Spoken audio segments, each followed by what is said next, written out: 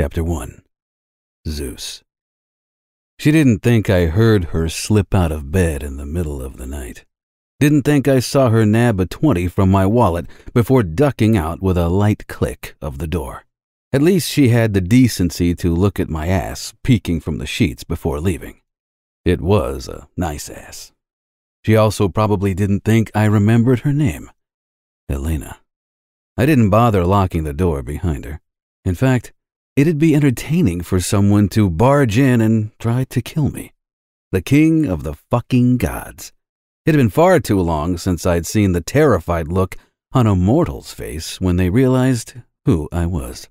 Any attempt to announce it in the modern age, they'd look at me like I was insane. Fucking mockery. And I know what you're thinking. This scenario isn't surprising. Dickhead Zeus sleeps with yet another woman, cheating on his wife. Shocking. There is more to that story, but I digress. This time, I'm not the asshole. This time, I fucked her fair and square. Hera left me, gave up her queendom, sneered at me, and left. And I let her. Despite the humiliation, despite the absolute fury. It hadn't been the first time she rebelled against me. Only this time, I didn't care. Because in a bizarrely fucked up way, I admired it. It grew old and tiresome pretending things were as they'd been all those ages ago. She changed. The world changed. And most importantly, hold on to your asses, I changed. I shook my head at the notion, rattling away whatever fog clouded my brain. Besides, I couldn't remember the last time I was single, a bachelor. She may have unleashed a monster. A short-lived one, anyway. I crawled out of bed, slipping on the boxers I'd haphazardly tossed to the floor earlier, making my way to a back room. Lightly touching the knob, I cracked the door open, greeted by a large, wet, black nose. "Come on, boy," I said to my white Labrador, Levin. Yes, I did name him after an archaic word for lightning. Shouldn't be surprising. What may surprise you, however, is that he's a rescue. I stole him from an abusive home and gave him a better one. Think of me what you wish, but beating up innocent beings simply because you can? Not on my fucking watch. He forced his shoulders into the door, sprinting down the hall, slipping and sliding with each passing step. I smiled to myself, patiently following him. No woman I'd ever brought here deserved to meet Levin. He was the only being in the universe who'd ever seen past all the bullshit, didn't give a fuck about my past, and loved me unconditionally. When I rounded the corner, he was already making circles on the bed, finding a suitable spot to curl up and sleep for the night. Before crawling in myself, I paused at the edge, taking his large head in both of my hands, scratching behind his ears. His wide pink tongue flopped to the side of his mouth, panting. Good boy. After turning off the light, I climbed into bed and felt Levin's furry, warm body shoving against my back after only 30 seconds. Morning seeped through the cracks of the black curtains in my sleek downtown New York apartment, making me grumble. As much sleep as I got, and it never seemed to be enough. Ironic considering I'm a god, right? It's what happens when you partially hold the entire cosmos on your shoulders, always on your mind. The important thing was to never show it on my face in front of my people, and I hadn't for millennia. Ruffling my hair, I shoved my face into the pillow, ignoring the scent of Elena's shampoo, or fragrance, or whatever the fuck it was she'd left behind. The metal eagle statue in mid-attack protruded from the wall, staring down at me from my headboard. Levin was sprawled on his back, curled to the side with his legs spread, sleeping away. Slipping out of bed, I paused to stretch my arms to Olympus, gazing at my reflection in the mirror. Cut, toned, tanned, and immaculate. A physique that never changed, and I had to do absolutely nothing to maintain. Perks of being a Greek god. My face, the closest semblance I could replicate to the true me. Unless, of course, I enjoyed the sight of each mortal I passed on the streets catching flame. A younger, more ruthless me might have grinned at the thought. But no, I've learned to admire the poor bastards. My mortal guise was a version of me that existed before fighting for and earning the right of chief deity. But my eyes, those would never change. Where was I? Ah, yes, my small window of bachelorhood. Thanks to the overpowerful bitch of a grandmother of mine, Gaea, there's a stipulation to my kingdom. At all times, there must be a queen. If the expiration date lapses, I not only lose my title, but part of my power to go with it. We couldn't have that now, could we? And to be honest, I'd never given the clause much thought. There'd only ever been Hera. I didn't think she'd give up her crown. At any rate, I'd take the next few nights to live it up, so to speak, and then pick the nearest mortal woman who was pleasing to the eyes to be my queen. Done deal. Any and all of them would pine over the idea of it. And why wouldn't they? To become not only a goddess, but an immortal queen? Not to mention I could walk down the street and have any one of them if I so desired. Fuck, if I had a thing for man-ass, I could have that too. The world was my oyster, and I'd shucked my share. But I'd be lying if I said the ease of the conquest on the rarest of occasions never felt hollow. Sneering, I turned for my walk-in closet, the light automatically illuminating as I entered. Hundreds of pristinely hung suits lined the walls, dozens of glossed dress shoes resting on matching shelves. Displays held a different Rolex for each day of the week, and several shined in glinting pairs of silver and gold cufflinks. I could conjure clothes with a snap of my fingers, but for as long as I'd roamed the earth, one starts to appreciate the smaller things mortals take for granted. A uniquely tailored suit created to fit you like a glove, the feel of it as you slip it on like liquid sex. Even the scent of the fabric calmed me far quicker than any steaming hot shower, and I never wore the same suit twice. Ever. I donned a light gray ensemble with a white shirt and dark blue tie. And yes, I did up the tie as well, every time. Peering into the full-length mirror, I did the necessary overlapping and pull-through to secure the perfect knot in the silk tie, smoothing it down. I turned my face to the side, running a hand over the light beard on my chin. My godly king form was far less clean. Ironic that between my brothers and I, Hades' true self was the only beardless one. Upon securing the gold Rolex on my left wrist, I attached the gold Z cufflink to one sleeve, a lightning bolt on the other, and paused to stare at the New York City skyline through the wall of windows near my king-size bed. Mortals of all varieties busied the streets, appearing as ants in a structured maze, chins tilted down, eyes glued to their phone screens, missing half the world around them. It was no wonder they didn't believe in us anymore. They were far too busy worshiping technology and the media. Eons ago, I may have asked Poseidon to wipe the slate clean by making Earth's oceans swallow it whole. But I no longer interfered that deep. There was an entire universe to oversee, and if you think the Greek gods are the only deities from mythology in existence, you'd be sorely mistaken. I turned to Levin, who was still snoring, fast asleep on the bed. With a smirk, I snapped my fingers, making raw meat chunks appear in his dog bowl in the kitchen. Levin's body writhed, and his head shot up, nose sniffing the air. He jumped off the bed and scurried over to me, sitting but shaking, waiting for permission to eat. Crouching, I scratched under his chin and gave a quick kiss to the top of his head. "Be good. Go on." I motioned with my head at the kitchen, and with an excited yip, he trotted off to eat. New York. I've lived in many, many places. Aside from Olympus, aside from Greece, New York felt like a kingdom to be ruled, even if they had no idea who walked amongst them. Slipping my hands into my pockets, I made for the elevator and began my daily stroll to the firm's building. I couldn't have a chauffeur. Me knows I could afford it, could have even simply ported there. But there was something about feeding on the energy of mortals, their expressions, their reactions as pure, raw power waltzed right past them. A pity they didn't believe in the old gods anymore. We could all have so much more fun.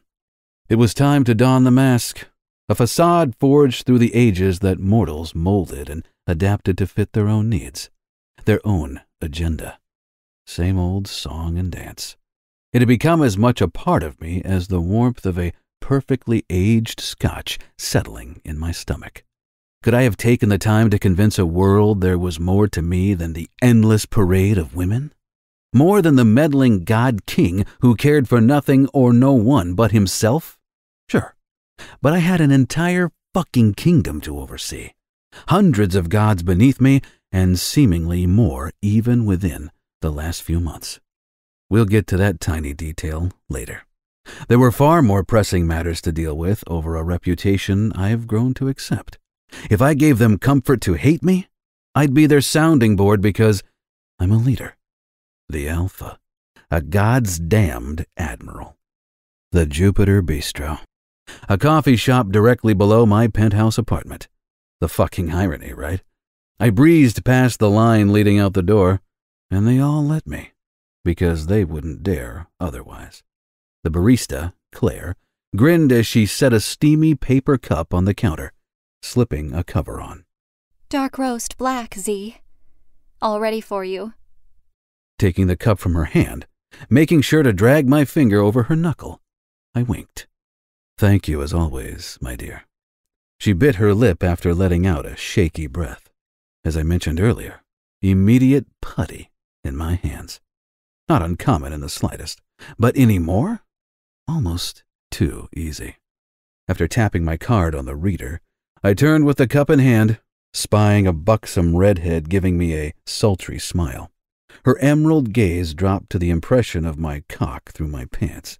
Making a piece of paper with my address appear between two of my fingers, I slipped it into her palm as I passed, sending a light current of electric shock against her skin.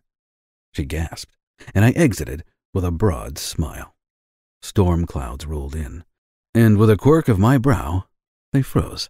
I couldn't walk into the firm looking like a soaked rat. As soon as my feet hit the foyer carpet of the 30-story building owned by Crane, and Wallace Law, rain poured down in buckets with another raise of my brow. A satisfying crackle of lightning streaked the sky. Why is the king of the gods practicing law, you ask? A part of me might say the power and irony in controlling mortals in such a way intrigues me. Another part of me might say it's a genius way of keeping badly behaved mortals in my sights. And an even smaller part of me might say, because I'm fucking bored. Not to mention how much it annoys my brother, Hades. Sure, I keep his ass happy so he does his job, but at the end of the day, I'm going to have a little fun in the process. Let us not forget that besides my kingly status, I also oversee law and justice. Defending a known criminal may not exactly be viewed as justifiable. Still, my status as chief deity of the Greeks not only meant sovereignty over the gods, but a responsibility to humankind as well.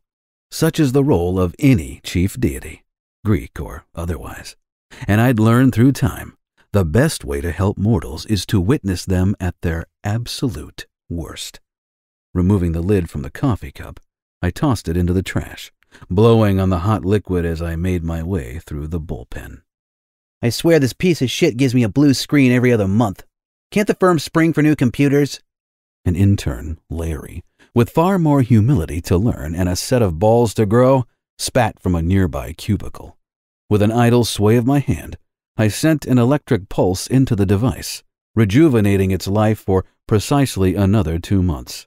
At some point, he'd finally break down and humbly ask one of the partner's assistants to request a new computer. Until then, I entertained myself watching him prolong his own misery. My assistant, Ruth, came trotting from around the corner, sporting her usual attire of a modest skirt that went to her mid-shins, flats, and a cardigan sweater. Her cropped brown hair bounced as she ran, a pen resting on her ear, notepad clutched to her chest. She adjusted her squared glasses as she stopped in front of me. When she smiled, it extenuated the mole above her lip. At a petite 5 foot even, She had to crane her neck back to look me in the face.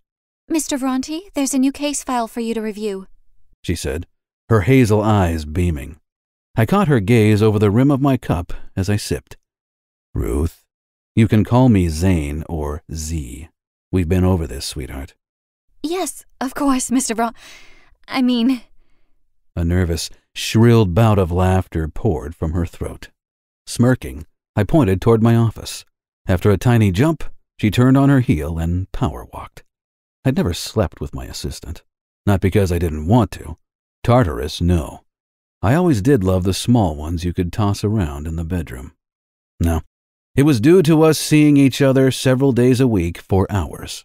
I couldn't risk her becoming attached. And it's not as if she never tried, with her varying moments of brushing her tits against my arm or undoing several buttons on her blouse to give me a view as she bent over to place paperwork on my desk. I sat in my leather-back rolling chair, resting the coffee on a mahogany coaster. I'd kept my workspace simple and clutter-free.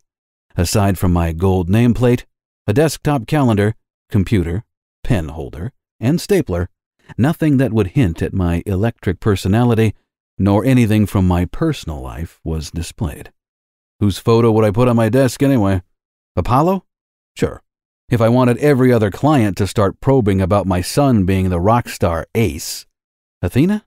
A woman in ancient Greek armor could look strange. She was one of the few who didn't bother to show herself to mortals.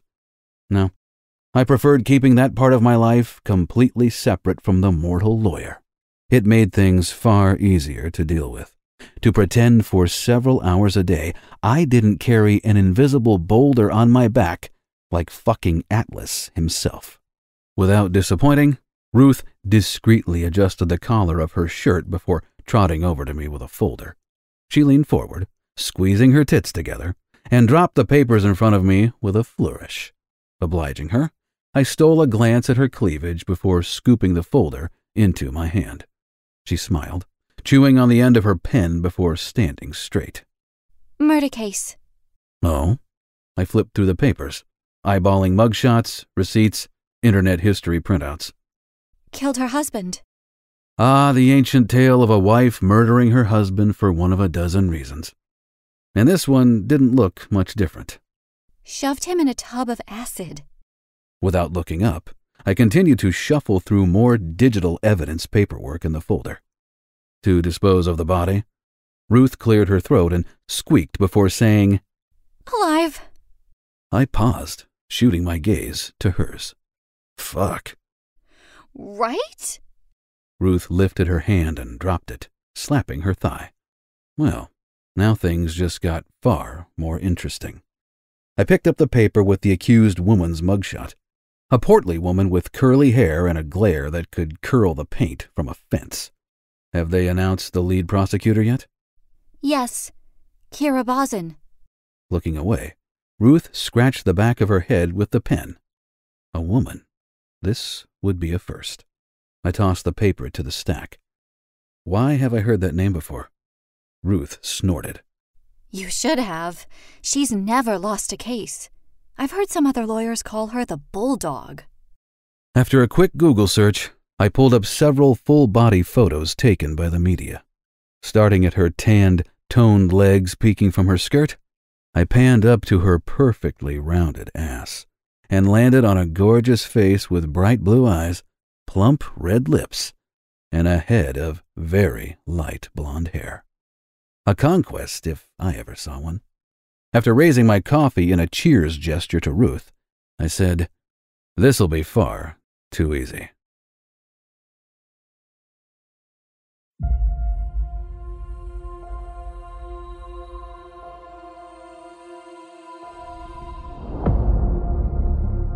The courtroom was where I did my best work. Or was it this room? For Miss Keira Bazin. She would soon find out. Sure, I had it all. And New York offered everything a man could want. Except for one thing. And the clock was ticking on finding a modern bride, or I could lose it all.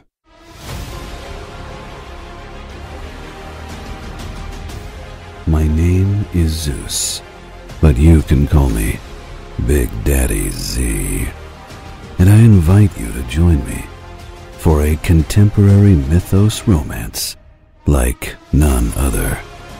From Carly Spade, author of Hades and Poseidon, narrated by Stella Bloom and Thomas Locklear.